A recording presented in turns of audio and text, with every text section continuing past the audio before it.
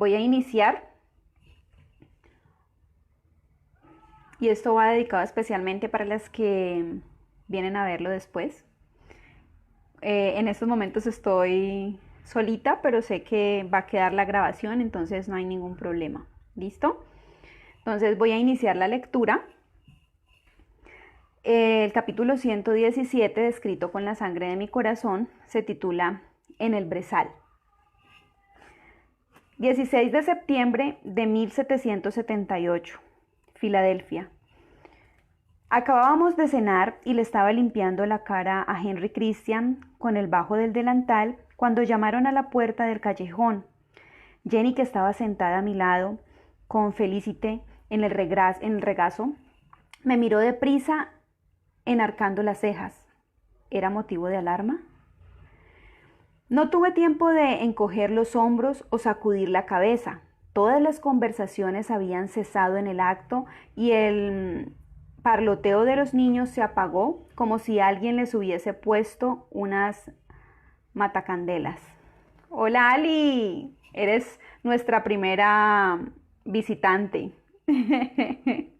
Sí, ya llegó Dori, ya la vi por ahí. Hola chicas, qué alegría verlas. Ya no me siento tan sola. Bueno, apenas inicié, ¿no? Entonces voy por el segundo párrafo. No tuve tiempo de encoger los hombros o sacudir la cabeza. Todas las conversaciones habían cesado en el acto y el parloteo de los niños se apagó como si alguien les hubiese puesto un matacandelas. Era de noche y la puerta estaba cerrada. Fergus y Jamie se miraron y sin decir una palabra se levantaron. Jamie se situó a un lado con la mano en la daga. No me había dado cuenta hasta entonces de que la llevaba siempre encima, incluso en la mesa. Oí un arrastrar de pies en el callejón. Había más de un hombre, y el vello de la nuca se me erizó. Jamie estaba relajado, pero vigilante. Una postura defensiva, preparado cuando Fergus levantó la tranca. Bonjour, saludó Fergus con tranquilidad, con un deje de interrogativo al final. En la oscuridad había un rostro blanquecino, no lo bastante cerca para reconocerlo. Bonjour, Monsieur Fraser. Puse la cara de sorpresa. Conocía esa voz, aunque nunca había oído hablar francés a Benedict Arnold. Pero claro que conocía la lengua, pensé, sobreponiéndome, ya que había capitaneado más de una campaña en Quebec. Hablaba un francés militar, rudo pero práctico. Me van a perdonar mi francés, ¿no? Es igual a este, rudo pero práctico. Madame Fraser, ¿es ici monsieur? Preguntó. ¿Votre-mère? Fergus volvió la cabeza y miró fijamente a Jenny atónito. Yo tosí. Dejé en el suelo a Henry Christian y le alicé el despeinado pelo. Creo que el gobernador se refiere a mí, apunté. El gobernador ladeó la cabeza y le dijo algo a su ayuda de campo, que asintió y se sumió en las sombras. Señora Fraser, repuso Arnold y pareció aliviado. Fergus se echó a un lado y el gobernador entró. Hizo una reverencia a Marsali y a Jenny y saludó con una inclinación de cabeza a Jamie antes de centrar la atención en mí. Sí, me refería a usted, señora. Le pido disculpas por tan inoportuna intromisión, señor, añadió refiriéndose a Fergus. No estaba seguro de dónde residía la señora Fraser y me he visto obligado a hacer algunas averiguaciones. Vi que la boca de Jamie se tensaba un instante al oír la mortificante alusión a nuestra falta de hogar, pero le dedicó una reverencia cortés. Y me atrevería a decir que el asunto es urgente, señor, dado que viene en persona a hacer esas averiguaciones.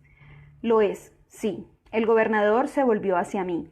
He venido a pedirle un favor, señora, en nombre de un amigo. Me gustó más su aspecto que la última vez que lo había visto. Había ganado un poco de peso y tenía mejor color, pero las arrugas y las manchas debidas al esfuerzo y la fatiga seguían viéndose claramente en su rostro.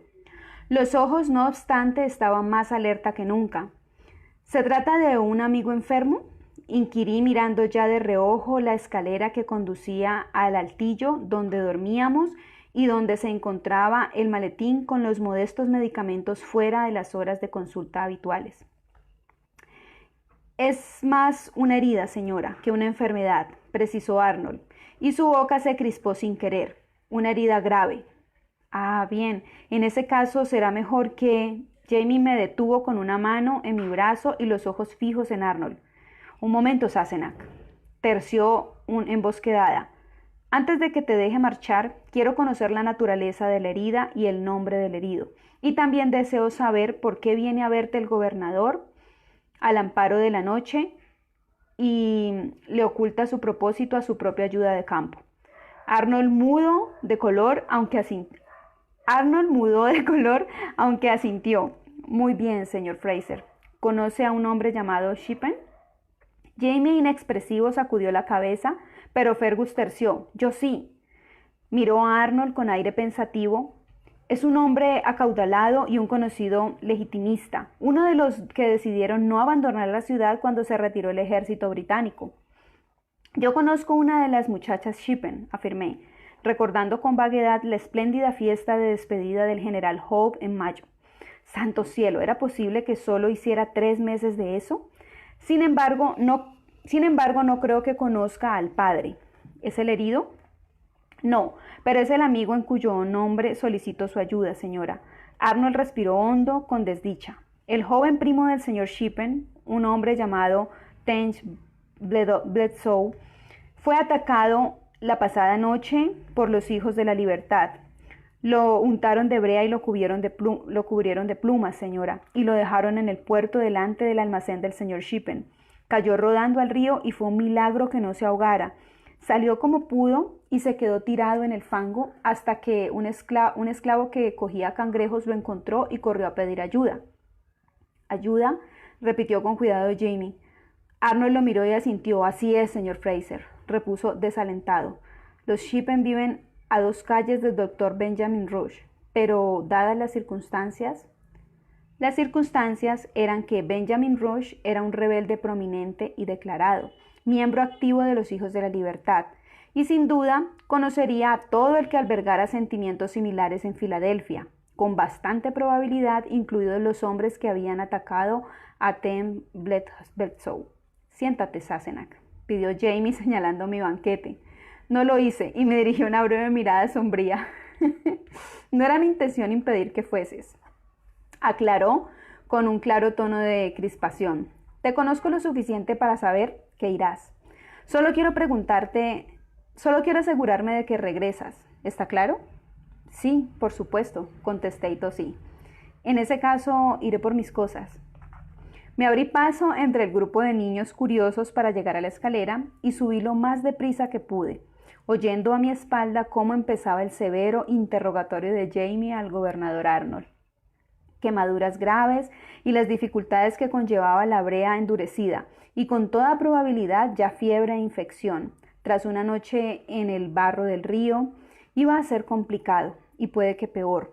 A saber, como eran las quemaduras del joven, si teníamos suerte quizás solo le hubiese llegado a la piel salpicaduras de brea. En caso contrario, apreté los dientes y empecé a coger mis cosas. Vendas de lino, un escalpelo y un cuchillito de mondar para desbridar. ¿Sanguijuelas? Tal vez, sin duda. Presentaría magulladuras. Nadie se sometía con tranquilidad a ser embreado y emplumado. Envolví con rapidez el tarro de sanguijuelas en unas vendas para que no se abriera por el camino. Sin duda, un tarro de miel. Lo sostuve en alto a la luz titilante que llegaba de abajo. Estaba medio lleno, un dorado turbio que atrapaba la luz a través del cristal marrón como si fuese una vela. Fergus guardaba una lata de trementina en el cobertizo para limpiar los tipos. Se la pediría. No me preocupé demasiado de los matices políticos que habían impulsado a Arnold a acudir a mí en forma tan subrepticia. Sabía que a Jamie tomaría todas las precauciones posibles. Filadelfia estaba en manos de los rebeldes, pero en modo alguno era un lugar seguro para nadie. No por primera vez ni por última tenía la certeza. Me alegré de como mínimo tener en mi camino claro. Abajo la puerta se abrió y se cerró de un portazo. El gobernador se había ido. Miré la mugrienta silla, percibí el olor de otros muchos usuarios antes que yo y cogí con más fuerza el bastón. Puedo ir andando, afirmé. No es tan lejos. No irás andando, dijo sosegado Jamie. ¿Seguro no intentas detenerme? Seguro, afirmó aún sereno. No puedo impedir que vayas y no lo intentaría jamás, pero sí me puedo asegurar de que no te caes de bruces en la calle. Sube, Sassenach. Id despacio, ordenó a los portadores al abrir la portezuela de la silla y me hizo un gesto. Voy contigo y no quiero galopar tan pronto después de cenar. Dado que no había ninguna otra alternativa razonable, hice acopio de lo que quedaba de mi dignidad y me subí. Y con el cesto, con todo lo necesario a los pies y la ventanilla abierta, todo lo que podía. Los recuerdos de mi último claustrofóbico recorrido en una silla de ese tipo eran tan intensos como el olor de la que ocupaba ahora. Salimos a un trote majestuoso por las tranquilas calles nocturnas de Filadelfia. El toque de queda se había relajado en los últimos tiempos debido a las protestas de los taberneros y tal vez de sus parroquianos.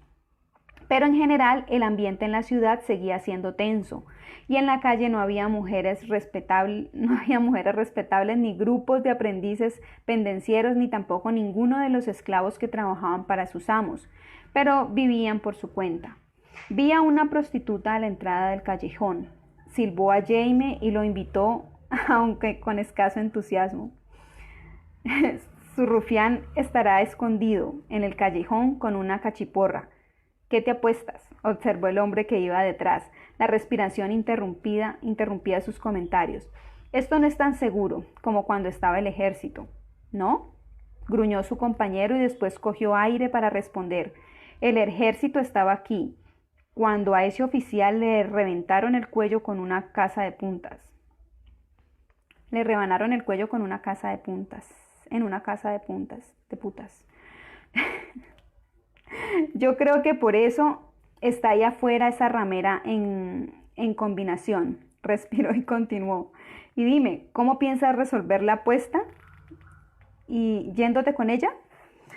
Puede que ese caballero nos haga el favor, dijo el otro, con una risa breve entrecortada, o puede que no, espeté yo sacando la cabeza por la ventanilla, pero si lo desean, iré yo a ver. Jamie y el hombre de delante se rieron, el otro gruñó y doblamos la esquina con suavidad y seguimos calle abajo hasta la casa de los Shippen. Señorial en medio de sus jardines, en un pequeño promontorio cerca de las afueras de la ciudad, junto a la verja había una lámpara encendida y otra en la puerta. No sabía si eso significaba que nos esperaban.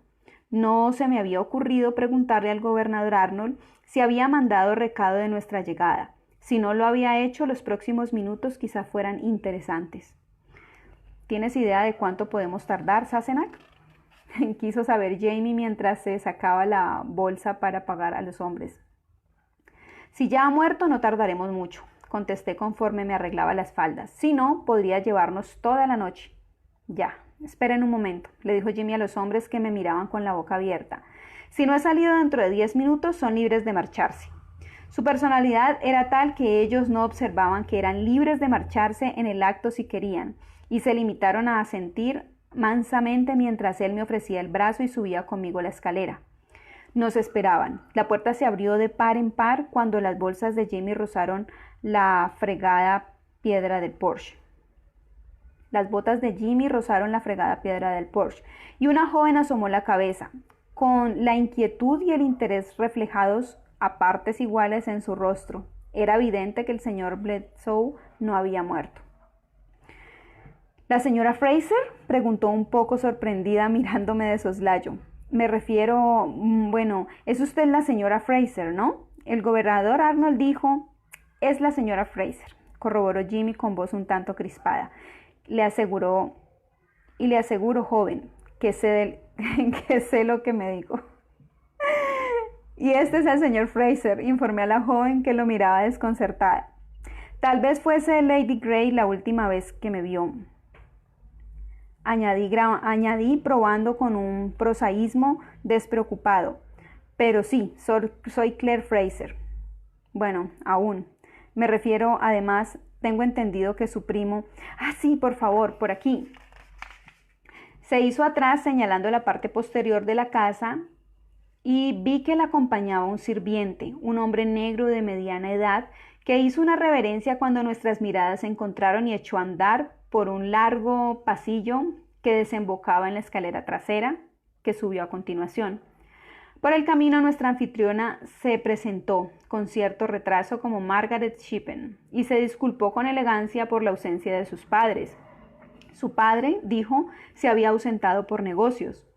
No me habían presentado de manera oficial a Peggy Shippen, pero la había visto y sabía algunas cosas de ella. Fue una de las organizadoras de la michanza y aunque su padre impidió que acudiese al baile, todas sus amigas hablaron de ella a lo largo y tendido. Y yo la había visto de pasada, ataviada de manera suntuosa una o dos veces en otras recepciones a las que acudí con John, con que se había ausentado por negocios. Miré a Jamie cuando la muchacha dijo eso y él encogió apenas un hombro. Lo más probable era que Edward Shippen quisiera evitar que se lo relacionara públicamente con la desgracia de su sobrino, y en la medida de lo posible que se hablara en lo mínimo del incidente. Ni los tiempos ni el lugar eran seguros para hacer gala de inclinaciones legitimistas en la familia. La señorita Shippen nos condujo hasta un dormitorio pequeño en la tercera planta, en cuya cama yacía un bulto ennegrecido con forma de hombre. En el aire flotaba un intenso olor a brea, además de un evidente aroma a sangre y una suerte de continuo gemido grave. Debía de tratarse de Tench Bledsoe.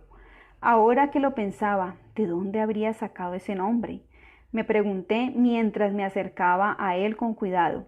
Que yo supiera, Tench era Tenka, un pez bastante mediocre. Señor Bledsoe, pregunté en voz baja mientras bajaba el cesto en una mesita. Encima había una palmatoria y a la luz de la única llama le vi la cara o la mitad de ella. La otra estaba oscurecida por la brea, al igual que buena parte de la cabeza y el cuello. La mitad limpia correspondía a un joven bastante corriente, con una nariz larga y puntiaguda, los rasgos retorcidos en agonía, pero que en modo alguno parecía un pez. Sí, dijo con dificultad y apretó los labios como si hasta una única palabra pusiera en peligro el frágil control que tenía de sí mismo. Soy la señora Fraser. Me presenté y le puse la mano en el hombro. Lo recorría un ligero escalofrío como cuando la corriente pasa por un cable. He venido a ayudar. Me oyó y asintió un poco nervioso. Le habían dado coñac. Lo olía a pesar del intenso aroma a brea de pino.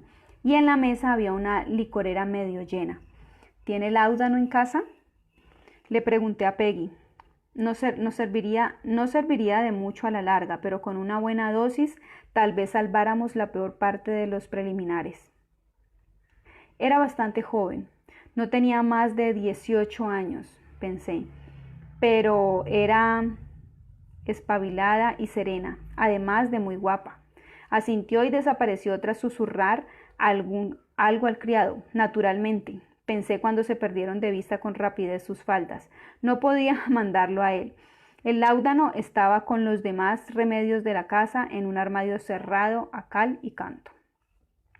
¿Qué puedo hacer, Sassenach?, preguntó Jamie en voz queda, como si temiese romper la concentración del herido en su dolor.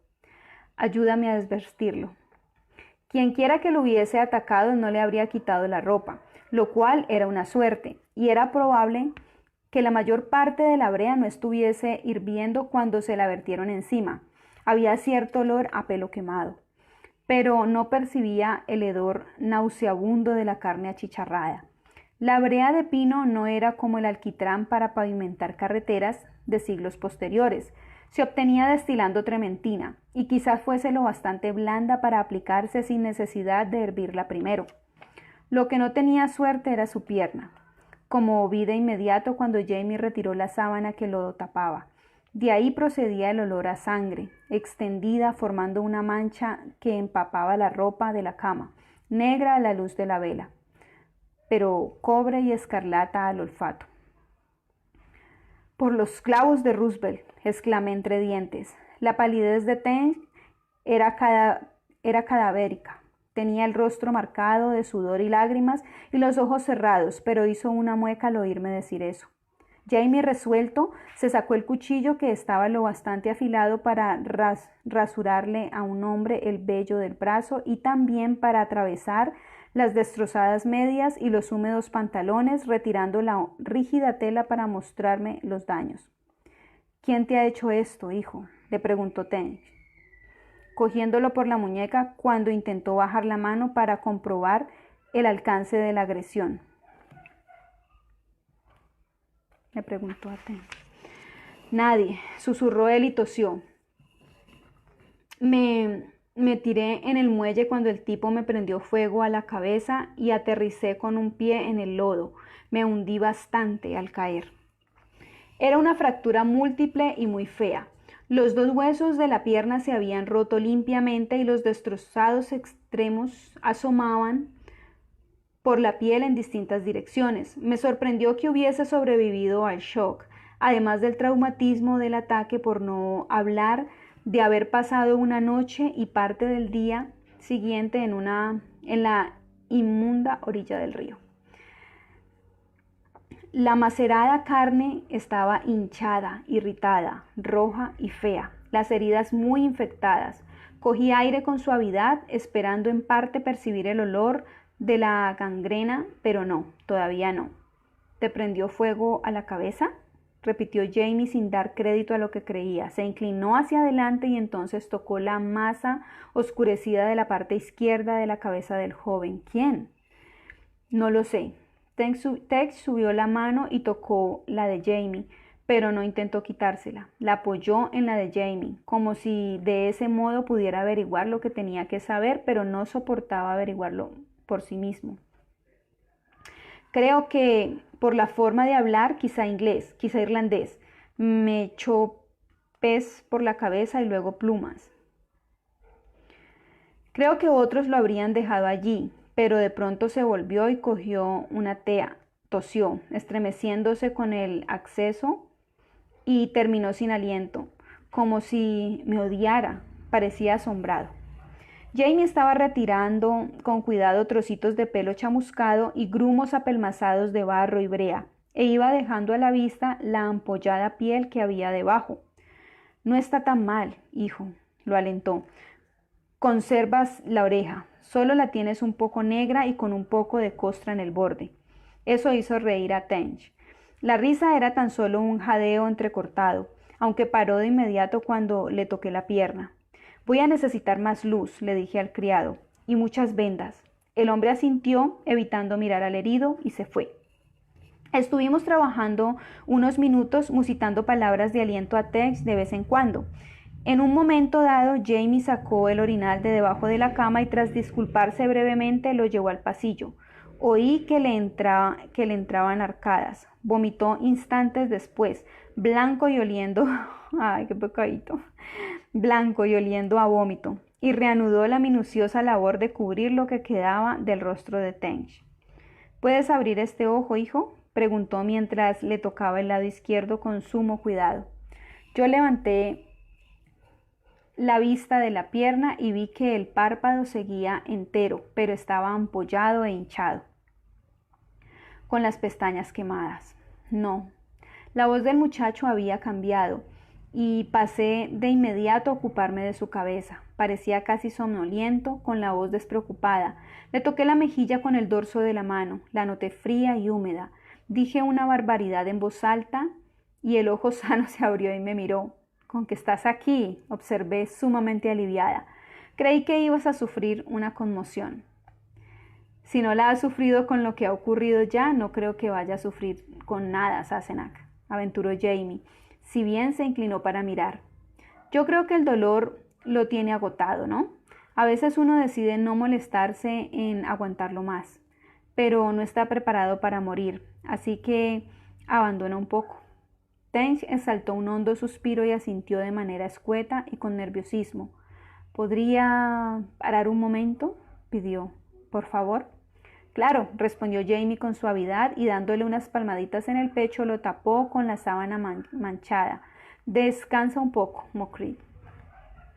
Yo no estaba tan convencida de que no intentara morir. Sin embargo, si ese era el caso, lo que podía hacer para impedirlo tenía un límite. Y el límite de lo que podía hacer si no moría era mucho mayor. Por otra parte, entendía muy bien lo que Jamie quería decir con abandonarse y sabía cuáles eran los síntomas de una persona de sangre importante. No había manera de saber cuánta había perdido. Tench tumbado en el río. Por algún milagro, la fractura no había roto ninguna de las arterias tibiales principales. De haber sido así, habría muerto hacía tiempo. Pero sin duda había hecho picadillo numerosas venas menores. Por otra parte, el Delaware era un río bastante frío, incluso en verano. La frialdad del agua podía haber estrangulado los vasos sanguíneos más pequeños, así como ralentizado su metabolismo y quizá incluso minimizado los daños de las quemaduras, tanto al apagar el fuego como al enfriar la piel quemada. Le había hecho un torniquete estándar por encima de la rodilla, pero no lo había apretado. En ese momento la pérdida de sangre no era excesiva. Y a decir verdad, las quemaduras eran mínimas. Le habían roto la camisa, pero la brea del pecho, las manos y la ropa no estaban lo bastante caliente para hacerle ampollas en la piel. Y si bien a un lado de su rostro y su cabeza estaba visiblemente dañado, no creía que más de unos centímetros cuadrados del cuero cabelludo presentaran quemaduras de tercer grado. El resto eran rojeces y ampollas. Doloroso, claro estaba, pero no amenazador. Quien lo hubiera atacado quizá no tuviese la intención de matarlo, aunque en cualquier caso bien podría haberlo hecho. Lo llaman embrear, informó Jamie en voz baja. Nos habían acercado a la ventana, pero él señaló la cama. No lo había visto nunca, pero había oído hablar de ello. Meneó la cabeza con los labios apretados y acto seguido cogió el aguamanil y me lo ofreció. ¿Quieres agua, Sassenach? No. Espera. Sí, gracias. La ventana estaba cerrada firmemente como era costumbre en la época y en el cuartito hacía un calor asfixiante. Cogí el aguamanil y apunté con la barbilla a la ventana. ¿Crees que podrías abrirla? Él empezó a pelearse con la ventana, que estaba como pegada al marco con la madera hinchada debido a la humedad y el desuso. ¿Y la pierna? Me preguntó de espaldas a mí. Tendrías que amputársela, ¿no? Bajé el aguamanil. El agua tenía un sabor raro, como a tierra, y suspiré. Sí, afirmé. Llevaba luchando contra esa conclusión casi desde el momento en que vi la pierna de Tench, pero al oír el pragmatismo de Jamie hizo que me resultara más fácil aceptarla. Dudo que pudiera salvarla en un hospital moderno, con transfusiones de sangre y anestesia, y Dios santo, ojalá tuviera éter ahora mismo. Me mordí el labio mientras miraba a la cama y observaba con atención para ver si el pecho de Tench aún se movía. Una parte pequeña, traicionera de mí, más bien esperaba que no, pero sí lo hacía.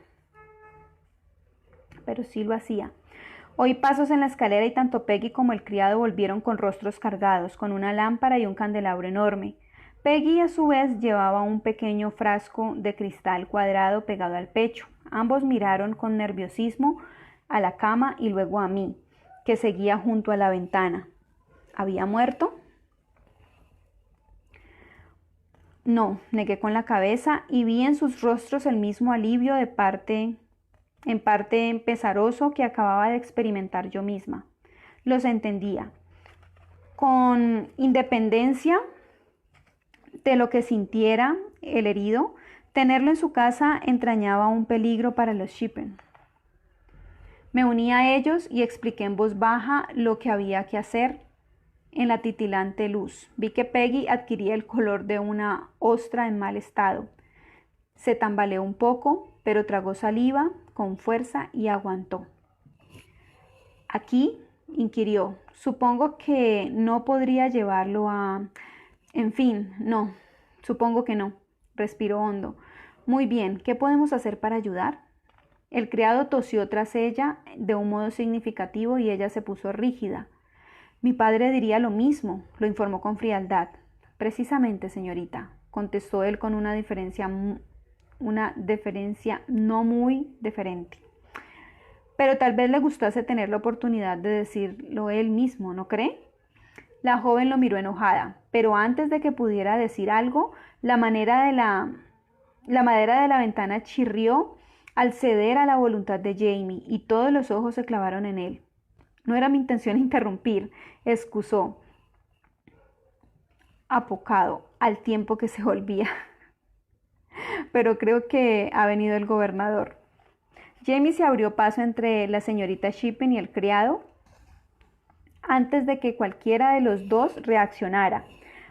Bajó con ligereza la escalera trasera y cruzó la casa, asustando a una moza de cocina.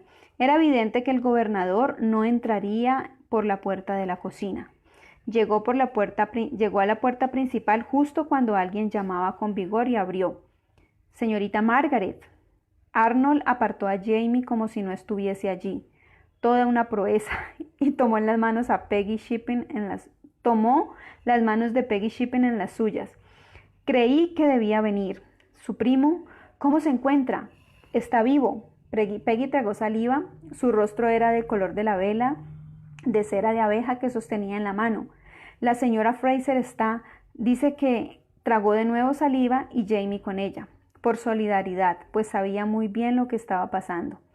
En los destrozados huesos de la pierna de Tex Bledsoe, rojos y babosos como los de un cerdo mal troceado. Aún notaba en la garganta el amargor del vómito. Le agradezco mucho que nos haya enviado a la señora Fraser, señor. No se me ocurría qué hacer. Mi padre está en Maryland y mi madre con su hermana en New Jersey. Mis hermanos, dijo nada más, parecía afligida. No, querida. ¿Me permite que la llame así? Mi más ferviente preocupación es ayudar a su familia, protegerla. Jamie observó que no le había soltado las manos y ella tampoco las retiraba. Jamie miró con disimulo primero a Arnold y luego a Peggy, y se apartó un poco, echándose hacia atrás. No le costó mucho obviarlo, estaban centrados el uno en la otra. Eso dejaba claras las cosas, o al menos más claras. Arnold deseaba a la muchacha y la deseaba tanto que Jamie se sintió en cierto sentido avergonzado de él.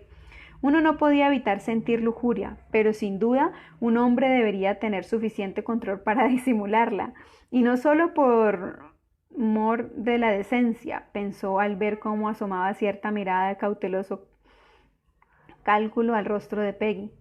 Era, pensó él, la mirada del pescador que acababa de ver una gran trucha nadando justo bajo el cebo. Carraspeó a propósito y ambos dieron una sacudida como si les hubiese clavado una chincheta. Mi esposa dice que será necesario amputar la pierna herida, comentó. Deprisa, necesitamos algunas cosas, instrumentos y demás objetos. Preciso la sierra grande y la pequeña con forma de media luna. Los tentáculos, esas cosas largas que parecen anzuelos de pesca y muchos hilos de sutura. Intentaba retener la lista mentalmente, aunque se ponía malo al visualizar la mayoría de las cosas, pensando en el uso que se les iba a dar. Sin embargo, bajo los sentimientos de la revulsión y pena había recelo, el mismo que veía en los ojos de Benedict Arnold. Lo necesita, contestó Arnold, y no era del todo una pregunta. Volví a mirar a Peggy Shippen, que mordió el labio de un modo encantador. ¿Podría enviar a su cochero a la imprenta?, inquirió Jamie. Puedo ir con él y tener todo lo necesario. Sí, repuso despacio Arnold, pero de un modo distraído, como como hacía él cuando pensaba con rapidez. ¿O no? Será mejor que llevemos al señor Bledsoe y a la señora Fraser, por supuesto, a la imprenta en el coche. Allí la señora Fraser tendrá acceso a todo cuanto precisa, así como la ayuda y el respaldo de la familia. ¿Cómo?, exclamó Jamie, pero Peggy Shipping ya estaba colgada del brazo de Arnold con el rostro transfigurado por el alivio. Jamie agarró el brazo de Arnold para llamar su atención y el gobernador entornó los ojos. Iba a preguntarle retóricamente si Arnold se había vuelto loco, pero esa décima de segundo de retraso bastó para que cambiara la pregunta por una observación más prudente. En la imprenta no hay sitio para tal empresa, señor. Vivimos hacinados y entra y sale gente durante todo el día. Esto no será nada sencillo. Este hombre requiere cuidados durante algún tiempo. Peggy Shippen lanzó un pequeño gemido de nerviosismo y Jamie cayó en la cuenta de que James Bledsoe era un engorro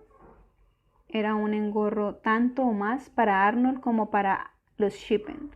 Lo último que Arnold, como gobernador militar de la ciudad, lo último que quería Arnold como gobernador militar de la ciudad era un escándalo público y disturbios. Los legitimistas que quedaban en Filadelfia amenazados y asustados, y los hijos de la libertad, considerados vigilantes secretos, campando por sus respetos. Arnold debía de querer a toda costa que no se diese a conocer el incidente. Al mismo tiempo deseaba ser el noble caballero que acudía a lomos en su corcel en ayuda de la muy joven y encantadora señorita Shipping, ocupándose de su primo mientras eliminaba el potencial peligro que suponía para su hogar. Trasladándolo al mío, pensó Jamie. Su recelo empezaba a tornarse en enfado. Señor, dijo con formalidad, será imposible impedir que este asunto salga a la luz si lleva a este hombre al establecimiento de mi hijo, y es evidente que conoce el peligro que eso entraña. La verdad de la afirmación era evidente, y Arnold se detuvo a pensar, frunciendo el entrecejo, pero Jamie había luchado a su lado y lo conocía bastante bien. Vio que, puesto que estaba determinado a resolver la preocupación de la señorita Peggy, Arnold pensaba hacerlo, pasara lo que pasase. Está claro que Claire tenía razón en lo que había contado de la testosterona, y él ya sabía que el gobernador era un mulo, tanto por los huevos como por la testarudez. Jamie sus dichos. Ya lo tengo, exclamó Arnold con aire triunfal y con reticente admiración. Jamie vio surgir al general. La admiración desapareció con su siguiente frase. Lord John Grey, dijo, podríamos llevar al señor Bledsoe a su casa. No, negó Jimmy como por acto reflejo. Sí, aseveró el gobernador, pero más felicitándose a sí mismo que contradiciendo a Jamie, pues no prestaba atención. Sí, es la solución ideal. Sir John y su hermano están en deuda conmigo, explicó a Peggy con una modestia fingida que hizo que Jamie le dieran ganas de darle un puñetazo. Y puesto que Sir John y la señora Fraser en ese momento vio la cara de Jamie y se calló justo a tiempo para evitar precisamente eso, tosió. La solución ideal, repitió. ¿Le importaría ir a decirle a la señora Fraser lo que pretendemos hacer, señor? ¿Pretendemos?, inquirió Jamie. Yo no pretendo. ¿Qué demonios está pasando ahí abajo?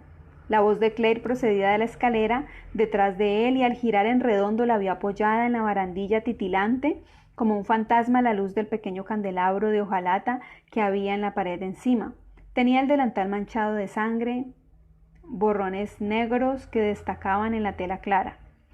Nada, Annie, contestó mientras miraba con dureza a Arnold. Solo discutíamos acerca de dónde debería estar el señor Bledsoe. Me importa un bledo dónde debería estar, espetó a medida que bajaba al recibidor con las faldas haciendo frufru por la agitación. Lo que estará es muerto si no me ocupo de su pierna, deprisa. Entonces reparó en la ferocidad de las miradas que intercambiaban Jamie y Arnold y se acercó a Jamie mirando con severidad al gobernador. General Arnold, dijo, si le preocupa lo más mínimo la vida del primo de la señorita Shippen, me hará el favor de llevar a mi esposo ahora mismo a coger el instrumental que necesito. Deprisa. Arnold puso cara de sorpresa y Jamie habría sonreído de no haber estado preocupado por su esposa. Era temible, pero estaba pálida y tenía los puños cerrados en el delantal. Quizá fuese para no abofetear al gobernador, pero él se inclinó a pensar que era para ocultar el hecho de que le temblaban las manos, y se dio cuenta, impresionado, de que Claire tenía miedo. No de la circunstancia ni de algún peligro futuro, ni miedo de no poder hacer lo que sabía que debía hacer. La idea le encogió el corazón. Cogió a Arnold con fuerza por el brazo y lo obligó a dirigirse hacia la escalera. Bien, repuso sin más a Claire. Llevaremos al hombre a casa de Lord John y mientras lo preparáis allí, yo iré por lo que necesitáis a la imprenta. El general me ayudará a moverlo. La rígida resistencia de Arnold cesó de golpe al entender lo que decía Jamie. Sí, repuso, sí, Un prolongado gemido procedente de la planta de arriba interrumpió y Claire se puso tensa. No hay tiempo, aseguró bastante tranquila. Señorita Shippen, Peggy, traiga el cuchillo más grande de la cocina. Corra, que los criados suban más agua caliente y tela para vendas. Una aguja de coser fuerte e hilo negro. Sus ojos buscaron a Jamie, quien soltó al gobernador de inmediato y fue con ella. ¿Te encuentras bien, muchacha?, preguntó con calma, cogiéndola del codo. Sí, contestó y le apretó un segundo la mano. Pero esto no pinta nada bien. No, lo siento, necesitaré que me ayudes a sujetarlo. No pasa nada, aseguró, no te preocupes. Tú haz lo que tengas que hacer. Te prometo que no le vomitaré encima mientras le cortas la pierna. Qué pecadito con mi Jamie. Lo cierto es que no pretendía hacer la gracia y le sorprendió gratamente que ella riera. No era una risa en condiciones, pero la tensión de su brazo cedió y sus dedos se estabilizaron. Lo supo nada más entrar en la habitación. No sabía qué había cambiado, pero era evidente que Claire había oído el batir de las alas de la muerte desde la planta de abajo y ahora lo notaba él. Bloodhouse seguía consciente, pero a duras penas una línea blanca quedó a la vista cuando abrió su ojo para oírlos llegar. Estamos aquí, dijo, susurró Jamie al tiempo que se ponía de rodillas y le agarraba la mano. Estaba fría, sudorosa y húmeda. No te apures, estamos aquí. Pronto habrá terminado todo. En el aire flotaba un intenso olor a láudano, además del hedor de brea y de sangre y pelo quemado. Claire se hallaba al otro lado de la cama sosteniéndole la muñeca a Bloodhouse. Su mirada iba del indolente rostro a la destrozada pierna. Sepsis, diagnosticó en voz baja pero normal. ¿Ves esa línea roja de ahí?, señaló la pierna herida y Jamie la vio con claridad. Un trazo de un feo rojo oscuro que creía que no estaba allí antes, o quizás sí, si no se había dado cuenta. Verlo hizo que el vello de los hombros se le erizara y se movió inquieto. Envenenamiento de la sangre, aclaró. Bacterias, gérmenes en la sangre. Avanza muy deprisa y si entra en el cuerpo en sí no podría hacer nada. Él levantó la cabeza de inmediato al percibir un leve temblor en su voz. Pero antes de eso, ¿hay alguna posibilidad? Procuró transmitirle aliento, aunque la idea de la alternativa le puso la carne más de gallina aún. Sí, pero no es buena. Claire tragó saliva. El shock de la amputación podría matarlo en el acto, y si no lo hace, el riesgo de infección es elevado. Jamie se puso de pie y dio la vuelta a la cama para unirse a ella y cogerla delicada, pero firmemente de los hombros. Los huesos casi afloran a la superficie y él pensó en sus sentimientos también. Si tiene alguna posibilidad, debemos ofrecérsela. Sí, musitó ella y él advirtió el escalofrío que recorría por su cuerpo, aunque el aire era sofocante y estaba cargado. Dios me asista. Lo hará, aseguró él, abrazándola un instante, y yo también. Me encontraba en el lugar equivocado. El hecho de que entendiese lo que me estaba pasando no me ayudaba en absoluto. Un cirujano con formación también es un asesino en potencia. Y una parte importante de la formación consciente es aceptar el hecho. La intención es buena, o como un mínimo eso espera uno. Pero lo que pone las manos encima a alguien con violencia, y hay que ser despiadados para hacerlo bien. Y en ocasiones la persona a la que uno tiene en sus manos morirá, y sabiéndolo lo hace de todas formas. Les había pedido más velas, aunque el aire en la habitación ya era asfixiante. Las miasmas de la humedad y del sudor que se evaporaban despacio hacían que el candelabro bañara la habitación en una luz tenue, romántica, algo ideal para una cena con vino, flirteos y baile.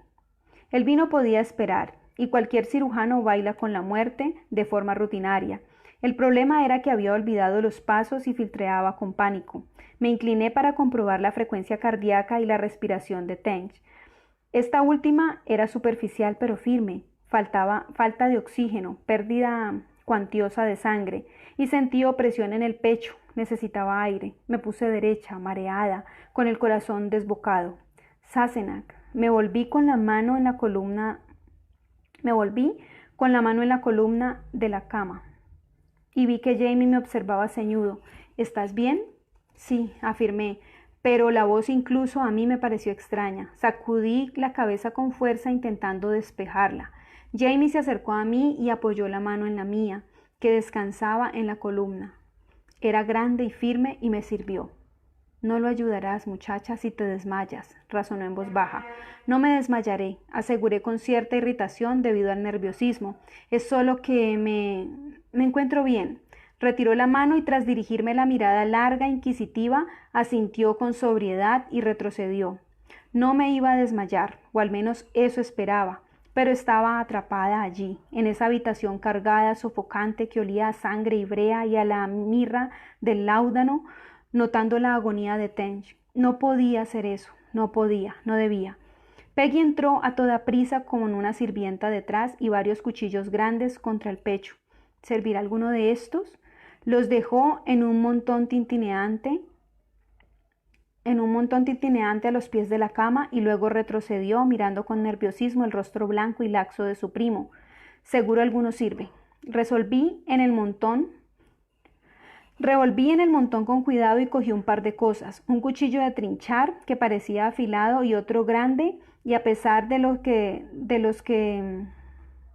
otro grande y pesado de los que se utilizaban para cortar verdura, y con un recuerdo vívido de lo que se sentía al cortar tendones, eché mano de un cuchillo de mondar con el filo argenteo recién afilado.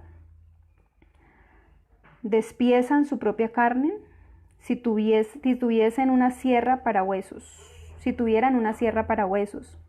El criado se puso todo lo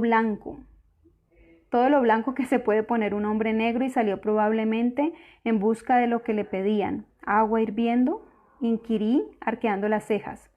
Ahora la trae Chrissy, me aseguró Peggy. Se pasó la lengua por los labios inquieta. ¿Sabe? Dejó la frase a medias, evitando decir poco a poco lo que era evidente que pensaba. ¿Sabe usted lo que hace? Lo sabía. Y ese era el problema. Sabía demasiado bien lo que me hacía desde ambos lados. Todo irá bien, le aseguré con una apariencia decente de calma y confianza. Veo que tenemos agujas e hilo. ¿Le importaría coger la aguja de mayor tamaño, una de las alfombras, quizá, y enhebrarla, por favor? Y después de un par de las pequeñas, por si acaso tenía el tiempo y la ocasión de capturar y ligar vasos sanguíneos.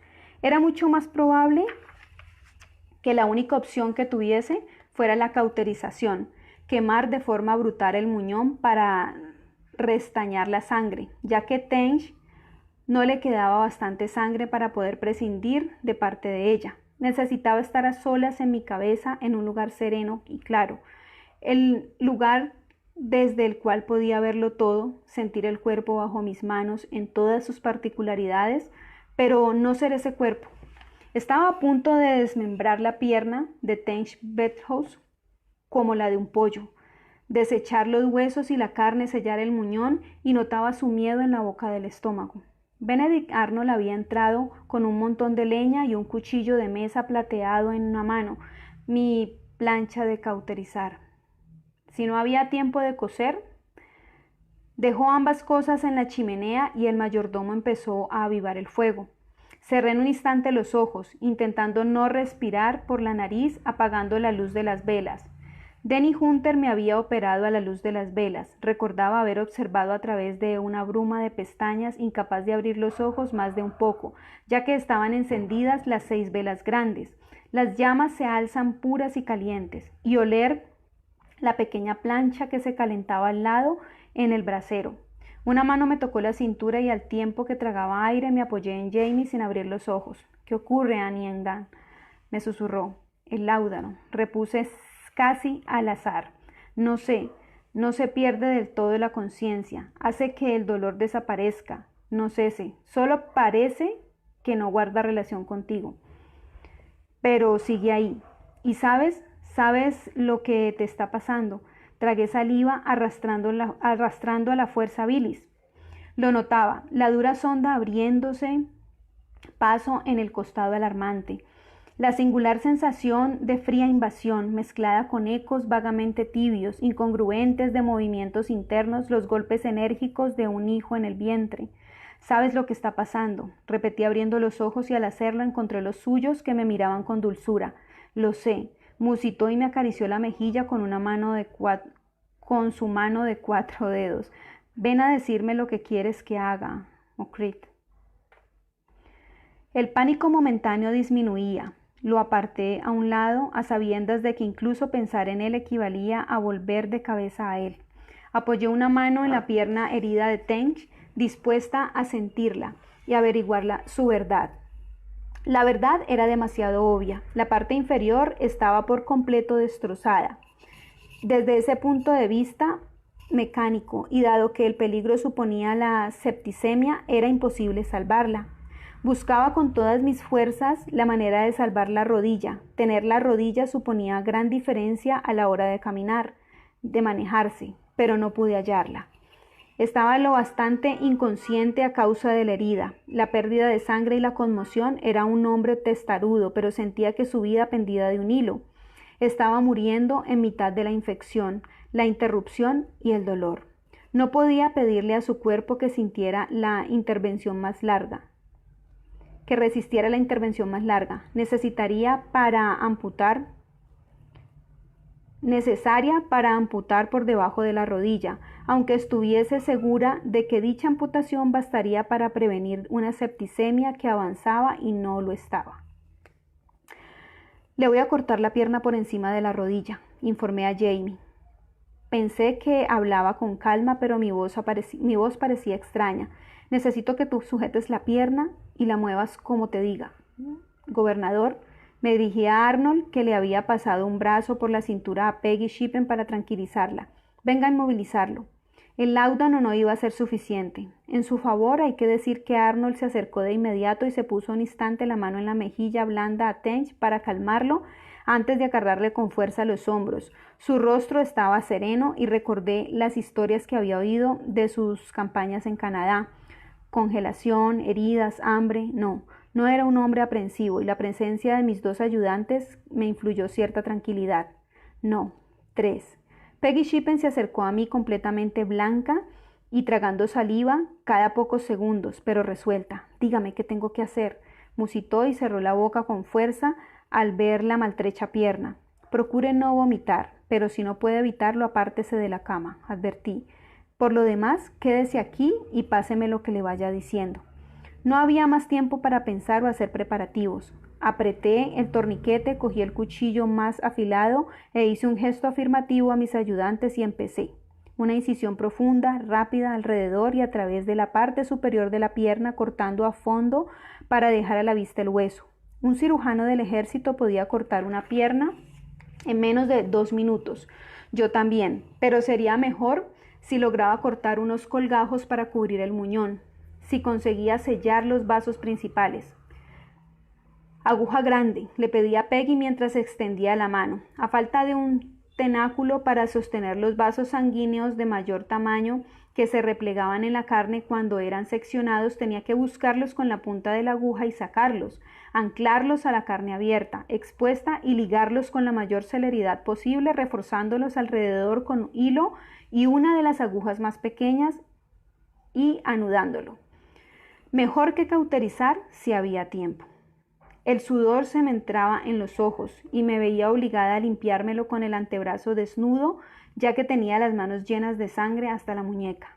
Cierra, pedí y nadie se movió. ¿Lo había dicho en voz alta? Cierra, repetía alzando la voz. Jamie miró lo que había en la mesa. Apoyando todo el peso en la pierna de Tench con una mano, alargó el brazo para coger la sierra de la mesa con la otra. ¿Dónde estaba Peggy? En el suelo. Vi su falda de reojo y sentí vagamente en la madera los pasos de un criado que iba a retirarla. Busqué a tientas otra aguja. Sin mirar, no obstante, se cayó el tarro del coñac en el que las había introducido, derramándose en la sábana y añadiendo al aire su viscosidad dulzona. Oí que a Jamie le entraban arcadas, pero no se movió. Sus dedos apretaban con fuerza el muslo por encima del torniquete. Tench tendría cardenales allí, pensé, si vivía lo bastante para que sus capilares sangraran. La sierra era para desmembrar cerdos, era fuerte pero no afilada, y no muy bien cuidada. La mitad de los dientes estaban doblados y botaba y resbalaba en mi mano, chirriando en el hueso. Apreté los dientes y empujé el mango que se me escapaba de la mano resbaladizo debido a la sangre y el sudor. Jamie profirió un ruido hondo, desesperado, y se movió de pronto para quitarme la sierra y apartarme. Agarró la rodilla de Tench y echó todo su peso en la sierra, hundiéndola en el hueso a base de fuerza. 3, 4, 5 golpes y el hueso cerrado en 3/4 partes se quebró, obligándome a entrar en acción. «Detente», ordené, y así lo hizo, blanco y sudoroso. «Levántale la pierna, con cuidado». Obedeció y yo me encargué de realizar el corte por debajo, con pases largos y profundos del cuchillo, acentuando la incisión en ángulo para crear el colgajo, uniendo el corte a la incisión superior. La sábana estaba mojada y oscura debido a la sangre, pero no en exceso. O el torniquete funcionaba o el hombre le quedaba muy poca sangre que perder. «Cierra», pedí con urgencia de nuevo al tiempo que se echaba el cuchillo. «Sujeta bien las dos partes». Sujeta bien las dos partes. Solo quedaba una fina sección de hueso, el esponjoso hueso de la médula quedaba a la vista. La sangre fluía despacio por la superficie del corte. No ejercí presión en la sierra, pues lo último que quería era cortar el hueso mal. Pero no iba y observé los instrumentos alineados, desesperada para encontrar otra cosa. «La escofina», repuso Jimmy con la voz ronca por el esfuerzo. Señaló la mesa. «Ahí». Cogí la escofina que parecía una cola de rata y la empapé de coñac, y poniéndola al lado limpié lo que quedaba de hueso, que se partió con facilidad, con el borde mellado pero intacto y no hecho pedazos. «¿Respira?», pregunté. A mí me costaba respirar y no notaba los signos vitales del paciente, salvo que el corazón le latía, puesto que salía un poco de sangre de los vasos menores. Pero Arnold asintió con la cabeza baja, centrada en el rostro de Tench. «Saldrá de esta», aseveró con voz firme y alta. Supe que se lo decía tanto a Tench como a mí. Entonces noté el impulso de la parte superior de la pierna, una violenta necesidad refleja de moverse, y Jamie se apoyó en ella con fuerza. Mis dedos rozaron la parte inferior desechada con la carne terriblemente flácida y gomosa, y los retiré para limpiármelos de forma compulsiva en el delantal. A continuación me pasé el ensangrentado delantal por la cara y me aparté los pelos sueltos con el dorso de la mano. Las dos manos me temblaban. «¿Y ahora? ¿Por qué demonios comienzas a temblar?», pensé irritada, pero temblaba. Y me llevó mucho más de lo necesario cauterizar los últimos vasos menores. El espantoso olor a carne quemada se sumó a lo que ya había en la habitación. Creí incluso que el general Arnold iba a vomitar. Cosí los colgajos, vendé la herida y por último aflojé el torniquete. «Muy bien», dije, al tiempo que me enderezaba. «¿Y ahora?». Pero si pronuncié algo más, no lo oí. La habitación empezó a dar vueltas a mi alrededor y desapareció en una nebulosa de puntitos blancos y negros. Y después todo se volvió negro. Bueno, y así terminamos esta maravillosa descripción de una amputación de pierna. Chicas, muchísimas gracias por la compañía. Hoy estuvo pues bastante accidentado el encuentro pues con esto de la caída pues de Facebook y WhatsApp. Bueno, y Instagram, creo que muchas redes cayeron hoy. Pero estuvimos aquí, pudimos hacerlo. Muchísimas gracias por la compañía, muchísimas gracias por estar aquí. Gracias nuevamente a las administradoras. Ya, último libro, últimos capítulos, lo logramos como grupo. Felicitaciones a todas las que estuvieron en todas las lecturas que hemos tenido y espero pues que la pasen súper bien y que puedan acompañar a las siguientes lectoras GAPS. Chao, se cuidan.